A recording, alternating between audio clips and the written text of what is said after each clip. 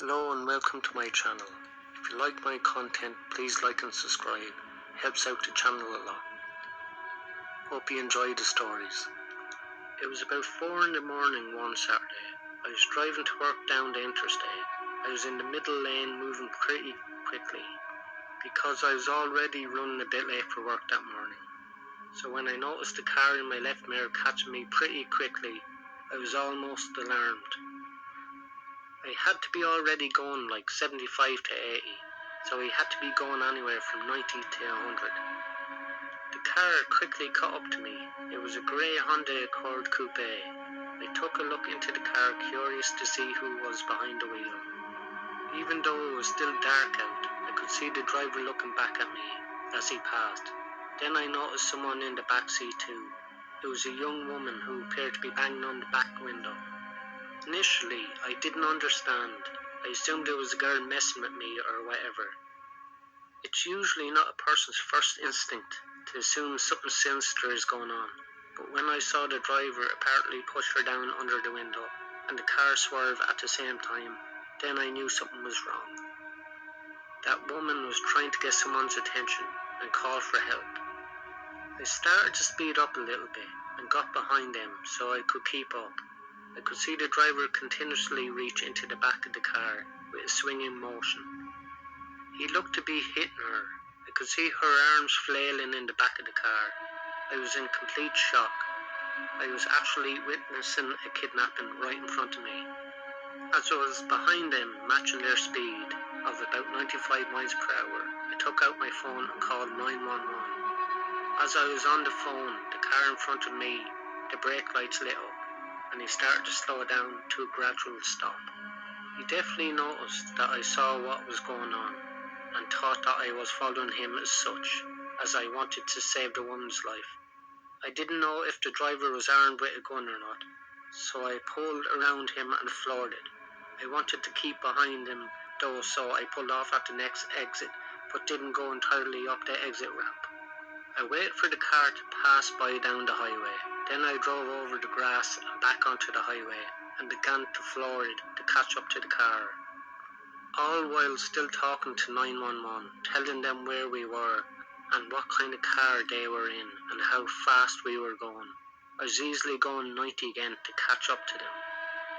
As I caught up to the car again, going an insane speed, he noticed me again, even before I got too close. He started to brake in front of me again. I tried to go around him, but he cut me off. I had to stop. He got out of his car and started running towards my car with something in his hand. And in panic, I threw the car in reverse until he stopped chasing me. Then I put it back in drive before he could get into his car, and I drove quickly past him. The 911 operator told me there was a state trooper not far ahead from our location, and to just keep driving until I passed him. The man in the car behind me continued to follow me, both of us still going at least 90 miles per hour. I felt the weight of £1 million release off my shoulders, and I seen the flashing blue and red lights appear in my rear view mirror behind the car chasing me. Then with me in front of him and the cop car behind him, he didn't have much manoeuvrability, and he quickly pulled over onto the grass. I pulled over in front of him, but with at least 2 cars worth of space between us, because I still didn't know how this was going to go down. Luckily the cop, with his gun drawn, got the guy out of the car with his hands up. By then I got out and watched the whole thing. He was on the ground in cuffs now, laying on his stomach. Another police car showed up, and another cop entered the scene. The woman in the back of the car was let out. She was badly beaten, in tears and extremely ecstatic to be saved, as she kept praising me for saving her life. The driver of the car was her ex-boyfriend, who had come to her house, and when she refused to talk to him, he attacked her and grabbed her and threw her into the back of the car, which had the child locks on. Scary to think where he might have been taking her, or what he was planning to do with her, or if anyone else didn't witness her screaming for help in the back of the car.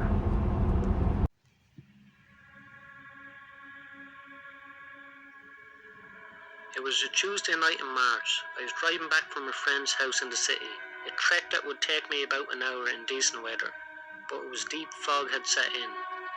On the long, lonely highway after midnight, this particular stretch of road was often abandoned, except for an odd semi, their plates showing unfamiliar lettering and colours from places I'd never been to. It was about 1 a.m. It had been a long day wandering around for hours, with my friends shopping, checking out new cafes. It left me tired, my eyelids were heavy, and the impenetrable fog made the highway an unending drifting mess of hypnotising grey. I drove cautiously at times, slowing my speed to a steady crawl and flashing my hazard lights to let anyone behind me know I was there. Suddenly a vehicle appeared, its wheels half on the highway and half on the shoulder. I slammed on the brakes and pulled over behind it, narrowly passing by the bumper. My heart was beating heavily after the near miss, so I put my car in park to catch my breath behind the black sedan. I watched as the car began slowly rolling forward off the road, so it was fully parked on the shoulder. The car sat for a moment, then the driver's side window rolled down. An arm appeared and did a waving motion to pull over. At this point, the adrenaline from the sudden stop was still pumping through my body. It made sense to move further off the road. I followed the car. It took a slight turn off onto a side road. It came to a stop, and the driver's side opened. The driver walked towards me through the fog, a tall, lean guy wearing a black winter jacket and jeans. He looked in his early 30s, and he was smiling as he approached the car, illuminated by my headlights. I rolled down my window a crack, thinking maybe he was coming up to apologise for his unsafe parking. He got to my window and then motioned for me to roll it down further. I shook my head. No, I was feeling uneasy and told him I would be able to hear him. He asked where I was heading, and I said home.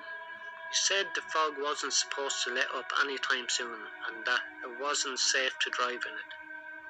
I let him know I was okay with it. He raised his eyebrows and asked why I pulled over then.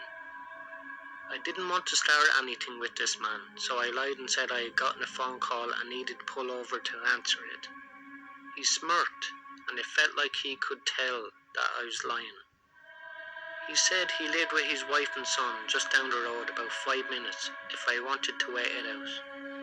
I shook my head again, but he wasn't taking no for an answer. He tried to scare me, saying how it's 10 times more likely for me to die in a car crash when it's foggy, and that I looked tired, and I should really think about my family before getting back on the road. I held my ground. He was getting angry, began looking back at his car, and I saw someone move in the passenger seat that I hadn't seen before. Suddenly, the man was grabbing at my door handle, trying to open it. Thankfully, it was locked. The passenger door to the car opened, and another man came running towards me with a baseball bat. I put my car in reverse, and the driver yelled something at him as I hit the gas. He took a swing at my car but missed luckily. I hadn't pulled too far off the highway, but it was hard to tell where the road ended and the highway began. As I backed up in the heavy fog, I turned my wheels and put the car into drive, praying that there was no traffic coming up behind me. I floored it as I haphazardly merged onto the highway, not looking back. I often wonder when I'm driving that stretch of road if he tried to stop anyone else that night, and what could have happened to me had I rolled down my windows any further.